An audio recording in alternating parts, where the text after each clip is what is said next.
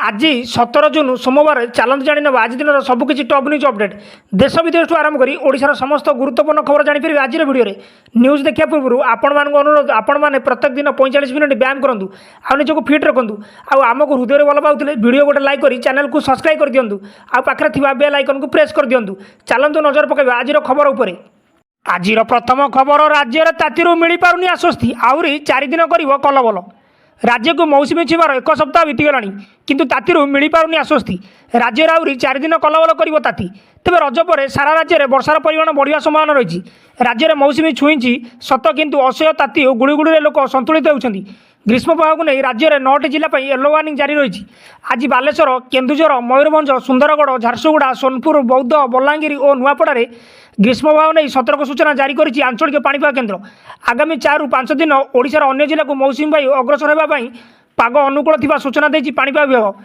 फल आसंता 17 तारिख राज्य में वर्षा परिमाण बढ़िया बोली आकलन कराई सूचना मिली। परवर्ती खबर एही देश में व्यापिला एपरी रहस्यमय रोग जदि लक्षण देखा जाए तेज 48 घंटा मध्य रोगीर मृत्यु सुनिश्चित एसीय देश जापान को एपरी एक विरल रोग निज स्वीकार करिछि जदि कहीं रोग आक्रांत हुअନ୍ତି तेज मृत्यु सुनिश्चित रोगीर मात्र 48 घंटा मध्य मृत्यु हुए डाक्तर मैंने कहते ये रहस्यमय रोग मांस खाऊा जीवाणु द्वारा व्यापुची कोरोना प्रतिबंध हटिया पर देश पुणी थे एक नुआ रोगर शिकार होती नेशनल इंस्टीट्यूट ऑफ संक्रमण रोग कहूँ 1999 मसीह यह रहस्यमय रोग पर नजर रखी चलित वर्ष जून 2 पर्यंत जापान में 977 रोग पंजीकृत होता बेले गत वर्ष यह रेकर्ड 941 थिला चलित वर्ष यह रोग अधिक विपद सृष्टि करिछि विशेषज्ञ अनुसार यार नाम स्ट्रेप्टोकोकाल टॉक्सिक शेक सिंड्रोम जाना यह रोगर लक्षण विषय यह रोगर लक्षण एवं केउ बयस वर्ग अधिक विपद यह रोग आरंभ में साधारणतः फुलीजा और गला जंत्रणा सहित आरंभ होता है किंतु केतक प्रकार जीवाणु लक्षण गुड़िकर शीघ्र विकसित हो पारे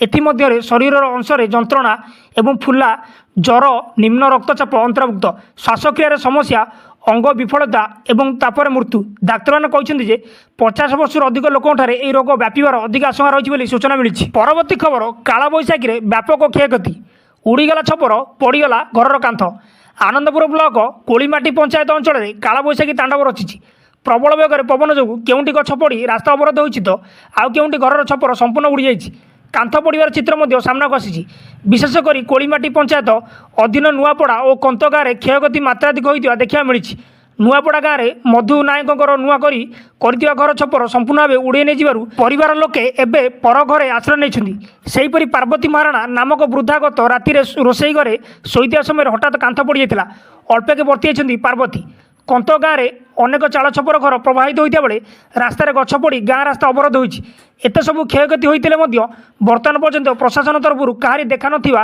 अभियोग होती सूचना मिली। परवर्ती खबर फ्रिज्रु मिलता गोमांस 11 जन घर उपर बोल्डर चढ़ाइला पुलिस मध्यप्रदेश मंडल में 11 जन घर थी फ्रिज्रु गोमांस मिलता प्रशासन पक्षर उक्त घर गुड़ी बोल्डोजर चलाई भांगी दी एपरिक पुलिस घटनास्थल 150 गाई को उद्धार करने सह घटनार तदंत जारी रखी सूचना अनुसार मध्यप्रदेश आदिवासी बहुमंडल में अवैध गोमांस बेपार विरोध में कार्यानुष्ठान स्वरूप 11 लोकों द्वारा सरकारी जमी निर्मित घर को प्रशासन माटी मिसाई देछि मैनपुरी में अनेक गाई को मारिबा अणा सूचना मिलिया पर एभली कार्यानुष्ठान निया पुलिस एसीपी रजत सकलेचा कहते तेज गाई गुड़ी गोशाला पठाई सूचना मिली। परवर्ती खबर असंभाल भिड़ चारिद्वार खोलिला बदलिलानी व्यवस्था श्रीमंदिर में महाप्रभु दर्शन पर भक्त आज असह्य जंत्रणा पाई मुंडफटा खरारे श्रीमंदिर भितर और बाहर घंटा घंटा अपेक्षा करने सह तिक्त अनुभूति नहीं फेरी राज्य में नुआ बीजेपी सरकार आसिया पर प्रतिश्रुति पालन स्वरूप श्रीमंदिर चारिद्वार भक्त पर खोल जाइए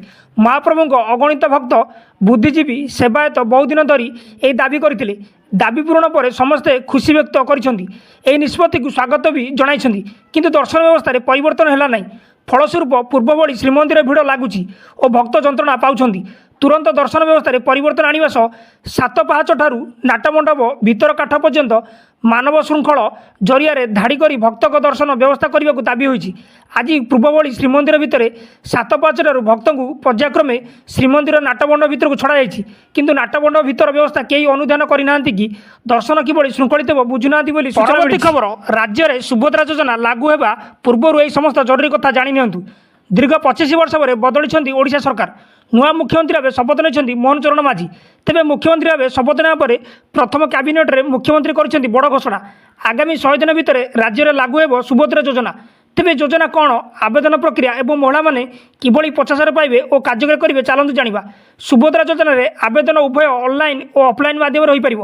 ମହିଳାମାନଙ୍କୁ ସଶକ୍ତ କରିବା ଏହି ଯୋଜନାର ମୁଖ୍ୟ ଉଦ୍ଦେଶ୍ୟ। ବିବାହିତ ମହିଳାମାନଙ୍କୁ ଏହି ଯୋଜନାରେ 50,000 ଟଙ୍କା ପାଇପାରିବେ। 2 ବର୍ଷ ମଧ୍ୟରେ ଏହାକୁ ବ୍ୟବହାର କରାଯାଇପାରିବ। ଏହି ଯୋଜନାରେ ଆବେଦନ କରିବା ପାଇଁ ଆଧାର କାର୍ଡ଼, ବ୍ୟାଙ୍କ ଆକାଉଣ୍ଟ, ଠିକଣା ପ୍ରମାଣପତ୍ର, mobile number, passport photo, income certificate, ration card ଆଦି ଆବଶ୍ୟକ। ଏହି ଯୋଜନାର ଲାଭ ଉଠାଇବାକୁ ହେଲେ ଆପଣ ଓଡ଼ିଶାର ବାସିନ୍ଦା ହୋଇଥିବା ଆବଶ୍ୟକ। କେବଳ ବିବାହିତ ମହିଳାମାନେ ଏହି ଯୋଜନାର ଲାଭ ଉଠାଇ ପାରିବେ। ପ୍ରତି ପରିବାରର ଜଣଙ୍କୁ ଏହି ଯୋଜନାର ଲାଭ ମିଳିବ। ମହିଳାଙ୍କ ବୟସ 23ରୁ 59 ହୋଇଥିବା ଆବଶ୍ୟକ। ସବୁଠୁ ବଡ଼ କଥା ହେଉଛି ସରକାରୀ ଚାକିରି କରିଥିବା ମହିଳା ଏହି ଯୋଜନାର ଲାଭ ଉଠାଇ ପାରିବେ ନାହିଁ।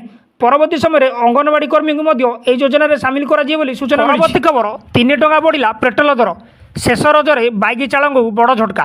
ଭୁବନେଶ୍ୱରରେ ଆଜି ପେଟ୍ରୋଲ ଦର 100 ଟଙ୍କା 97 ପଇସା ରହିଥିବା ବେଳେ ଡିଜେଲର ଦାମ ଲିଟର ପିଛା 92 ଟଙ୍କା 55 ପଇସା ରହିଛି।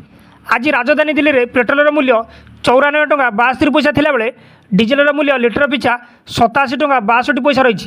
ମୁମ୍ବାଇରେ ପେଟ୍ରୋଲର ମୂଲ୍ୟ 104 ଟଙ୍କା 21 ପଇସା ଥିଲାବେଳେ ଡିଜେଲର ମୂଲ୍ୟ ଲିଟର ପିଛା 92 ଟଙ୍କା 15 ପଇସା ରହିଛି ବୋଲି ସୂଚନା ମିଳିଛି। ପରବର୍ତ୍ତୀ ଖବର, ରେଳମନ୍ତ୍ରୀ ଅଶ୍ୱିନୀ ବୈଷ୍ଣବଙ୍କ ବଡ଼ ଘୋଷଣା। 2 ମାସ ମଧ୍ୟରେ ଗଡ଼ିବ ବନ୍ଦେ ଭାରତ ସ୍ଲିପର ଟ୍ରେନ୍। ରେଳମନ୍ତ୍ରୀ ଅଶ୍ୱିନୀ ବୈଷ୍ଣବ ଶନିବାର ବଡ଼ ଘୋଷଣା କରିଛନ୍ତି। ମାତ୍ର 2 ମାସ ମଧ୍ୟରେ ଦେଶରେ ବନ୍ଦେ ଭାରତ ସ୍ଲିପର ଟ୍ରେନ୍ ଗଡ଼ିବ। ସରକାର ସମସ୍ୟା ସହ ଲଢ଼ିବା ଲାଗି ଲଗାତାର ଚେଷ୍ଟା କରୁଛନ୍ତି। ଏଣୁ 60 ଦିନ ମଧ୍ୟରେ ଏ ଟ୍ରେନ୍ ଚାଲିବ। ବର୍ତ୍ତମାନ ପର୍ଯ୍ୟନ୍ତ 2 ଟ୍ରେନ୍ ପ୍ରସ୍ତୁତ ହୋଇଛି। ଆଗାମୀ 6 ମାସ ଯାଏଁ ପରୀକ୍ଷଣ କରାଯିବ। ଏହାପରେ ଟ୍ରେନ୍ ସାଧାରଣ ସେବା ଲାଗି ଯାଞ୍ଚ କରିବା ଆରମ୍ଭ ହେବ। ଏବେ ବନ୍ଦେ ଭାରତ ସ୍ଲିପର ପାଇଁ 4 କୋଚ୍ର ଏକ ବେସିକ୍ ଟ୍ରେନ୍ ପ୍ରସ୍ତୁତ କରାଯାଇଛି। କେବଳ ଏତିକି ନୁହେଁ, ଆଗାମୀ 5 ବର୍ଷ ମଧ୍ୟରେ ପ୍ରାୟ 400 ବନ୍ଦେ ଭାରତ ଟ୍ରେନ୍ ଟ୍ରାକ୍କୁ ଅଣାଯିବାକୁ ଯୋଜନା ରହିଛି।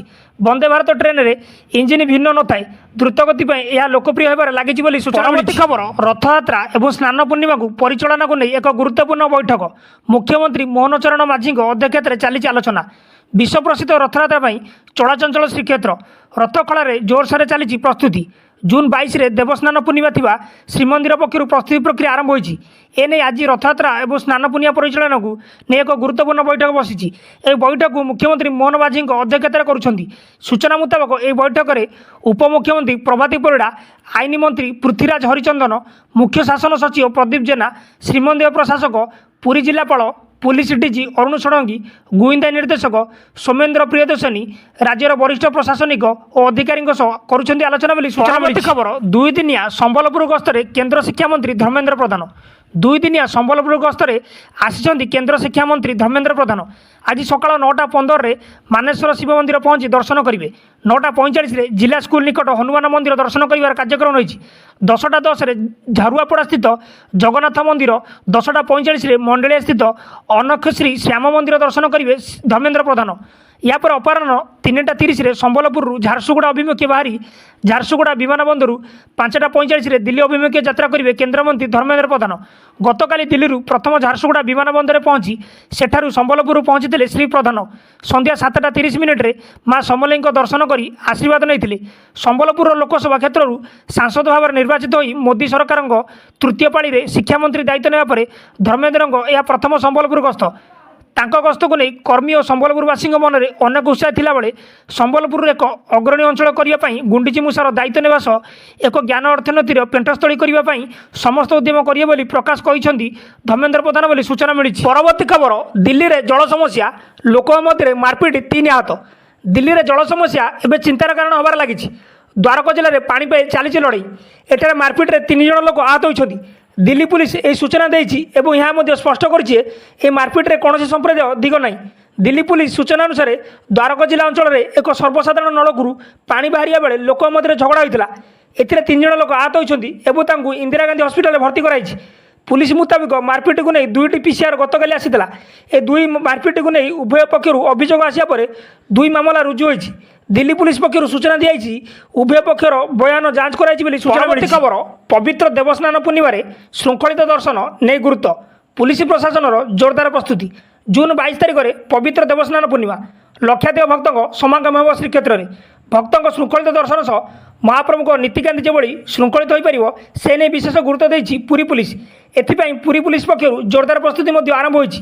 ତେବେ ରବିବାର ଦଇତାପତି ନିଯୋଗ ସହ ପୁରୀ ଏସିପି ପିନାକ ମିଶ୍ର ସମସ୍ତ ବ୍ୟବସ୍ଥା ନେଇ ଆଲୋଚନା କରିଛନ୍ତି। ପରିମାଣିକ ଟିକେଟ୍ ଦର୍ଶନ ବ୍ୟବସ୍ଥା ସହ ସ୍ନାନବେଦୀରେ ଶୃଙ୍ଖଳିତ ଆଚରଣକୁ ରୋକିବା ପାଇଁ ସିସିଟିଭି କ୍ୟାମେରା ଏବଂ ଟିଭିର ବ୍ୟବସ୍ଥା କରିବା ପାଇଁ ନିଯୋଗ ପକ୍ଷରୁ ପ୍ରସ୍ତାବ ଦିଏ। ବିଶେଷ କରି ମହାପ୍ରଭୁଙ୍କ ଜଳ ଲାଗି ଓ ହାତୀବେଶ ସମୟରେ କୌଣସି ସେବାୟତ ଯେଭଳି ଶ୍ରୀବିଗ୍ରହମାନଙ୍କ ସମ୍ମୁଖରେ ଛିଡ଼ା ହୋଇ ବାଧା ସୃଷ୍ଟି କରିବେ ନାହିଁ ଓ ହାତୀବେଶ ଅକ୍ଷୁଣ୍ଣ ରହିବ ସେ ଉପରେ ମଧ୍ୟ ଦଇତାପତି ନିଯୋଗ ଏସିପିଙ୍କ ସହ ଆଲୋଚନା କରି ପ୍ରସ୍ତାବ ଦେଇଛନ୍ତି। ପୁରୀ ଏସିପିଙ୍କ କନଫରେନ୍ସ ହଲ୍ ଠାରେ ଆୟୋଜିତ ଏହି ଗୁରୁତ୍ୱପୂର୍ଣ୍ଣ ବୈଠକରେ ଦଇତାପତି ନିଯୋଗର ସଭାପତି ସମ୍ପାଦକଙ୍କ ସହ ନିଯୋଗର ସମସ୍ତ ସଦସ୍ୟମାନେ ଉପସ୍ଥିତ ଥିଲେ। ମହାପ୍ରଭୁଙ୍କ ଆଶୀର୍ବାଦରୁ ଚଳିତ ବର୍ଷ ସ୍ନାନଯାତ୍ରା ଓ ରଥଯାତ୍ରା ଶୃଙ୍ଖଳିତ ହେବ ବୋଲି ଆଶା ରଖିଛନ୍ତି ଉଭୟ ସେବାୟତ ଓ ପୁଲିସ ପ୍ରଶାସନ। ଏହିସବୁ ଜିଲ୍ଲାକୁ ବର୍ଷା ଓ ବଜ୍ରପାତ ବିପଦ ନେଇ ୟେଲୋ ୱାର୍ଣ୍ଣିଂ ଜାରି। ରାଜ୍ୟର 8ଟି ଜିଲ୍ଲାକୁ ସତର୍କ ରହିବାକୁ ପରାମର୍ଶ। ଆସନ୍ତା 3 ଘଣ୍ଟା ପର୍ଯ୍ୟନ୍ତ 8ଟି ଜିଲ୍ଲାକୁ ୟେଲୋ ୱାର୍ଣ୍ଣିଂ ଜାରି କରି ସତର୍କ ରହିବାକୁ ପରାମର୍ଶ ଦେଇଛନ୍ତି ଆଞ୍ଚଳିକ ପାଣିପାଗ କେନ୍ଦ୍ର। ବର୍ଷା ଘଡ଼ଘଡ଼ି ସହ ଝଡ଼ ତୋଫାନର ପୂର୍ବାନୁମାନ କରି ନବରଙ୍ଗପୁର, ମାଲକାନଗିରି, କୋରାପୁଟ, ରାୟଗଡ଼ା, ଗଜପତି, କଳାହାଣ୍ଡି, ଗଞ୍ଜାମ ଓ ନୂଆପଡ଼ା ଭଳି ଜିଲ୍ଲାକୁ ସତର୍କ ଜାରି କରାଯାଇଛି। ଏହିସବୁ ଜିଲ୍ଲାବାସୀ ଆସନ୍ତା 3 ଘଣ୍ଟା ପର୍ଯ୍ୟନ୍ତ ପାଣିପାଗ ଗତିବିଧି ଉପରେ ନଜର ରଖିବା ସହ ବଜ୍ରପାତ ମୁକ୍ତ ସ୍ଥାନରେ ରହିବାକୁ ପରାମର୍ଶ ଦିଆଯାଇଛି ବୋଲି ସୂଚନା ମିଳିଛି।